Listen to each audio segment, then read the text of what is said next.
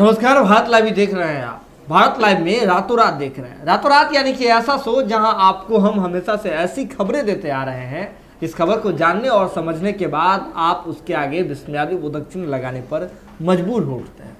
बंगाल चुनाव पर सबकी नजर थी। अगर बात खासकर बिहार की राजनीतिकों की करें और बिहार के जो भी राजनीतिक पार्टियां हैं उनकी करें, तो सभी पहले से ही पूर्व से ही बंगाल चुनाव पर अपनी पैनी नजर बनाए हुई थी।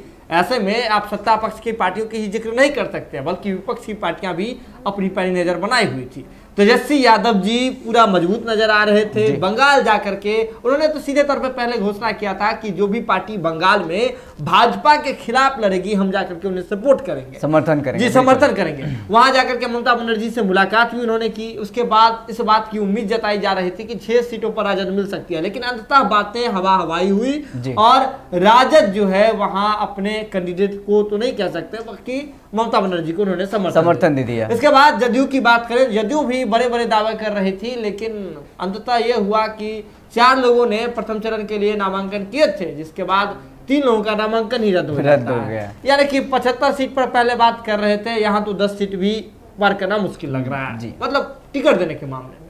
इसके बाद भाजपा की बात करें तो भाजपा पहले से ही वहां अपना पूरा जी जान लगाए हुई है। नरेंद्र मोदी जी जो देश के प्रधानमंत्री हैं, उनकी सभाएं चल रही है। कोरोना काल है लेकिन सभाएं चल रही है। अमित शाह जी की सभाएं चल रही है, जेपी नड्डा जी की सभाएं चल रही है, बीजेपी के तमाम बड़े आला अधिकारियों की सभाएं चल रही है। नजर ये है कि बीजेपी पर अपना बीजेपी का झंडा जो है लगा देना है, बीजेपी का झंडा बंगाल पर लहरा देना जी। और ऐसे में ममता बनर्जी ने भी इस बीच में, चुनाव के बीच में ही, जो भी गैर भाजपाई पार्टियां हैं, जो भाजपा से संबंध नहीं रखते हैं, भाजपा को समर्थन नहीं देते हैं, उनसे एक अपील भी की थी। उन्होंने अपील करते हुए कहा था कि ये समय है कि हम सभी लोग एक मंच पर आए, साथ आए और भाजपा का जो मतलब असंवैधानिक, उन्होंने कहा था असंवैधानिक शासन है, उससे हर जगह मुक्ति दिलाई जाए। लेकिन प्रशांत किशोर की भूमिका बेहद अहम थी इस पूरे मामले में। प्रशांत किशोर बंगाल चुनाव को लेकर के रणनीति बना रहे हैं, ऐसे में वो ममता बनर्जी के साथ है। और प्रशांत किशोर जी ने एक ट्वीट किया था, हम चाहेंगे कि विशाल एक ट्वीट बताइए। वो जब प्रशांत किशोर जी ने कहा था मोदी जी को और भाजपा को चैलेंज करते हुए कहा था कि बंगाल में कितने सीटों को वो पार नहीं कर पाएंगे। मुझे जैसे याद आ रहा है कि उन्होंने कहा 60 से 70, मतलब 100 सीटों से ज्यादा नहीं आएगा। दहाई का अंक जो है आंकड़ा वो पार नहीं कर पाएंगे। और अगर वो कर लेते हैं, ऐसा हो जाता है, तो राजनीतिक जो वो काम से संन्यास ले लेंगे। जी, पॉलिटिकल जो रणनीतिकार है वो अपने काम से संन्यास ले लेंगे। अब देखिए, ये प्रशांत किशोर जी तो बात कह दिए थे, लेकिन प्रशांत किशोर जी की ये बातें जो है उसी प्रकार से समझ आ रही है जिस प्रकार से जदयू और तेजस्वी यादव की पार्टी, चाहे आप मांझी जी की पार्टी, इन लोगों ने जिस तरह से दावे किए थे और अंततः ये दावा हवा हवाई हो गया, इसी प्रकार से प्रशांत किशोर के दावे भी नजर आ रहे हैं। अब आप समझ रहे होंगे कि हम ये बातें किस बुनियाद पर कर रहे हैं। चलिए आपको बताते हैं। दरअसल एक ऑडियो जो है सोशल मीडिया पर तेजी से वायरल हो रहा है, जिसमें ये दावा किया जा रहा है कि प्रशांत किशोर जी हैं, साथ ही साथ जो रवीश कुमार जी देश के वरिष्ठ पत्रकार हैं वो हैं, और भी लोग हैं, उनके साथ बातचीत हो रही है, जिसमें प्रशांत किशोर जी ये बात, इस वीडियो कॉन्फ्रेंसिंग में कई बुद्धिजीवी लोग हैं जो कि बंगाल चुनाव को लेकर के बात कर रहे थे जी, आपस में बात कर रहे हैं। ये बातें तो प्राइवेट थी, लेकिन सार्वजनिक तौर पर दिख रही है, सोशल मीडिया पर सुर्खियां बटोर रही है, जिसमें जो बात प्रशांत किशोर जी ने कहा है, ये बात को जानना बेहद अहम है। दरअसल प्रशांत किशोर जी ने कहा है कि बंगाल में एंटी इनकमेंसी जो है ममता के खिलाफ है, केंद्र सरकार के खिलाफ नहीं है, क्योंकि बंगाल में स्थानीय शासन जो है, राजकीय शासन ममता बनर्जी और उनकी पार्टी टीएमसी का है। तो ऐसे में इनकमेंसी, एंटी इनकमेंसी है, लेकिन केंद्र सरकार के खिलाफ नहीं है, मोदी जी के खिलाफ नहीं है, बल्कि ममता बनर्जी के खिलाफ है। ये बात वो मान रहे हैं। अब भले ही वो सार्वजनिक तौर पर नहीं मान रहे हो, लेकिन इस जो वायरल ऑडियो है इसमें इस बात का दावा किया जा रहा है, वहां कहते हुए भी सुनाई दे रहे हैं। लेकिन अगर इस बात की पुष्टि हो जाती है कि वो सही में, सच में प्रशांत किशोर जी ही है, तो एक बड़ी बात होने जा रही है। क्योंकि अगर इतने 2 चरण से ज्यादा चुनाव हो चुके हैं सुमन जी, मुझे ये सही इसलिए भी लग रहा है कि प्रशांत किशोर का उसके बाद ट्वीट आता है और ट्वीट में लिखते हैं कि बीजेपी को पूरा चैट दिखाना चाहिए, जो उन्होंने कटिंग दिखाया है ये गलत है। हालांकि उन्होंने ये कहा है कि मेरा ही है वो चैट जो बातें कर रहे हैं, उन्होंने ट्वीट भी किया है, कहा है कि मेरा ही चैट है, लेकिन पूरा चैट दिखाना चाहिए बीजेपी को, यानी पूरी बातचीत जो है दिखानी चाहिए। लेकिन जो टुकड़ा जो है एक अलग कटिंग जो है जो सोशल मीडिया पर सुर्खियां बटोर रही है, उसके बारे में कहना चाहेंगे।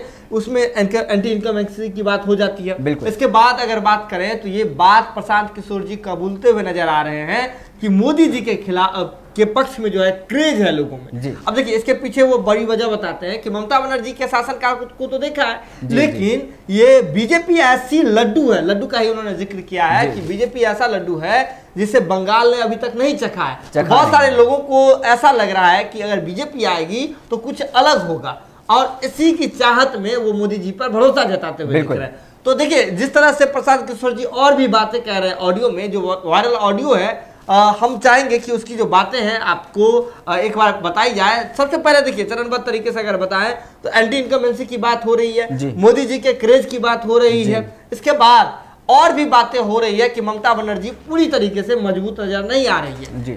इसके पीछे बड़ी वजह बता रही है कि जिस तरह के तरीके से बीजेपी ने अपना पूरा यहाँ ताकत झोंक दिया है, दमखम दिखा रहे हैं केंद्रीय नेतृत्व के लोग हैं, बीजेपी के राष्ट्रीय स्तर के नेता हैं, यहाँ आकर के जिस प्रकार से अपनी रणनीति दिखा रहे हैं, जिस मजबूती से दिखा रहे हैं, तो इसमें सीधे तौर पर दिख रहा है कि ममता बनर्जी बैकफुट पर जाती हुई दिख रही है। ये बात अब जो है अगर बात करें तो प्रशांत किशोर जी मानते हुए नजर आ रहे हैं। ये वही प्रशांत किशोर जी हैं जिन्होंने ट्वीट करके ये बात कहा था कि बंगाल में बीजेपी दाही के आंकड़े को भी पार नहीं कर पाएगी। तो ऐसे में जो चुनाव चल रहा है और अंत आते आते अचानक से जो प्रशांत किशोर ने जो पलटी मारी है, इसके बाद सत्ता में और जो राजनीतिक गलियारे हैं उसमें हलचल बिल्कुल तेज हो गई है कि किस प्रकार से जब समय है, और ये बेहद अहम समय है बंगाल को लेकर के, बंगाल चुनाव को लेकर के, जब देश में कोरोना का कहर चल रहा है, बंगाल में रैलियां हो रही है, चुनाव हो रहे हैं, ऐसे में लोग बंगाल चुनाव पर सवाल खड़े कर रहे हैं।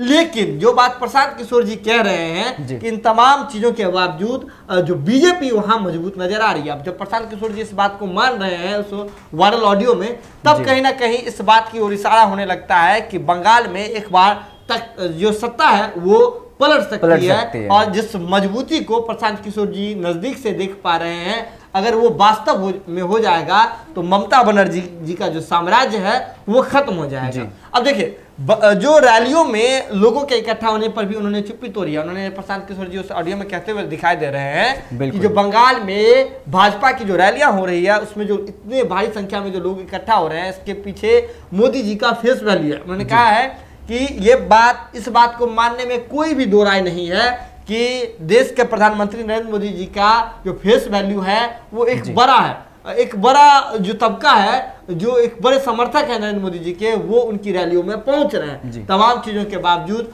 ममता बनर्जी भले ही खुद को मजबूत कह रही हो, लेकिन इसके बावजूद जो है नरेंद्र मोदी जी की और भाजपा की रैलियों में जिस प्रकार से भीड़ दिख रहा है, इस बात को अब ये प्रशांत किशोर जी भी इनकार करते हुए नहीं दिख रहे हैं। और सुमन जी, इस बात को और तवज्जो क्यों देना चाहिए, क्योंकि जो एनडीटीवी के वरिष्ठ पत्रकार हैं रविश कुमार ने जब सवाल किया तो उनके सवाल का रिप्लाई कर रहे थे, तो ये तवज्जो देने वाली बात है कि प्रशांत किशोर ने कहा है कि बीजेपी के प्रति जो क्या मतलब कहा जा रहा है कि वो सीटें जीतने जा रही है।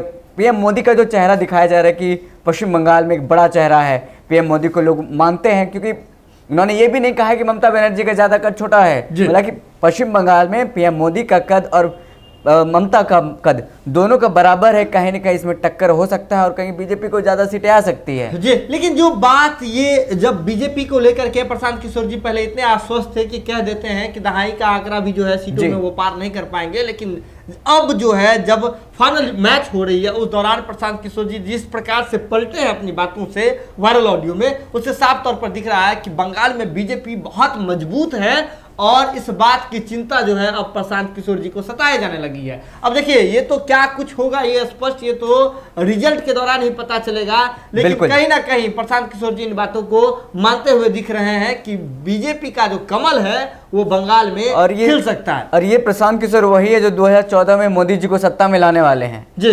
आपको पता होगा 2014 में जिस तरह से पॉलिटिकल कैंपेनिंग किया था, पूरा एकदम अपने हॉडी मोदी तमाम जो चीजें दिखा होगा, और फिर एलईडी लाइट्स जो 2014 में दिखा था आपको पेट्रोल पंप पे, तो वो सारा प्रशांत किशोर का किया हुआ है। उसके बाद उन्होंने सारे कैंपेन किए, कांग्रेस का भी कैंपेन किया, मोदी से फिर वो अलग हो गए, नीतीश कुमार जी के साथ रह चुके हैं। के साथ एक बड़ी बात है कि वो जब जिनके साथ रहते हैं उसके बाद कुछ दिन बाद उनके साथ से हट जाते हैं जी। अब जो भी उनकी फिर ममता के पास वो पंजाब जा रहे हैं, उसके बाद पंजाब जा रहे हैं, पंजाब में उनको एक कैबिनेट दर्जा का मंत्री भी दिया गया है, बनाया गया है उनको अमरिंदर सरकार में जी। तो ऐसे में देखिए, जब ममता बनर्जी के लिए रणनीति बना रहे थे तो कहां प्रशांत किशोर से चूक हुई है, ये तो आने वाले समय में पता चलेगा।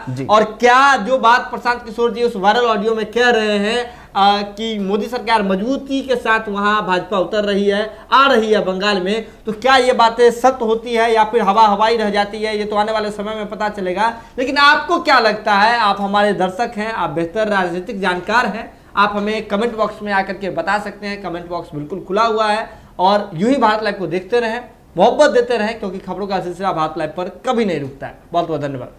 अगर ये वीडियो पसंद आई और वह बिहार के राजनीति और बिहारियत से सरोकार रखेनी तो सब्सक्राइब बटन दबा के चैनल के सब्सक्राइब कर ली।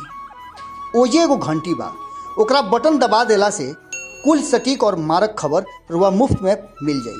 अगर रुआ पत्रकारिता के हमनी के नया प्रयोग में सहयोग कर चाहतानी तो ज्वाइन बटन दबा दी। पेटीएम नंबर नोट कर ली 9386816700। धन्यवाद।